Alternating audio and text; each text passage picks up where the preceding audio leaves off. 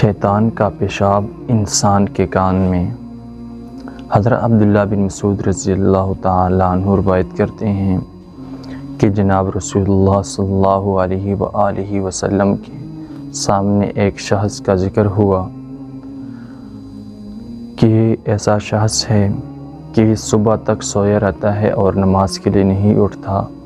تو جناب محمد رسول اللہ صلی اللہ علیہ وآلہ وسلم نے فرمایا، ذاک رجل بال الشیطان فی اذنیہ، یہ ایسا آدمی ہے جس کے کانوں میں شیطان پیشاب کر دیتا ہے۔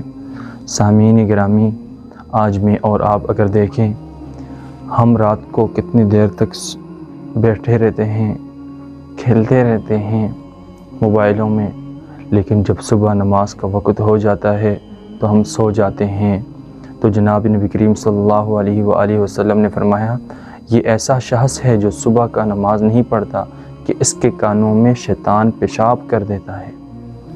سامعین محترم، مجھے اور آپ سب کو چاہیے ہے کہ ہر وقت کی نماز کے لیے پابندی سے اٹھے، اور خاص کر صبح اور عشاء کی نماز کے لیے، کیونکہ صبح کے وقت انسان سویا رہتا ہے اور عشاء کی نماز کے وقت انسان تھکا ہوا ہوتا ہے۔ تو یہ ایسے اوقات ہیں جس میں انسان کے لیے بہت مشکل ہو جاتا ہے اٹھنا، لیکن جب انسان ہمت کرتا ہے تو اللہ تعالیٰ اس کے لیے بندوبست فرما دیتے ہیں۔ اللہ تعالیٰ مجھے اور آپ سب کو اس حدیث مبارکہ پر عمل کرنے کی توفیق نصیب فرمائیں۔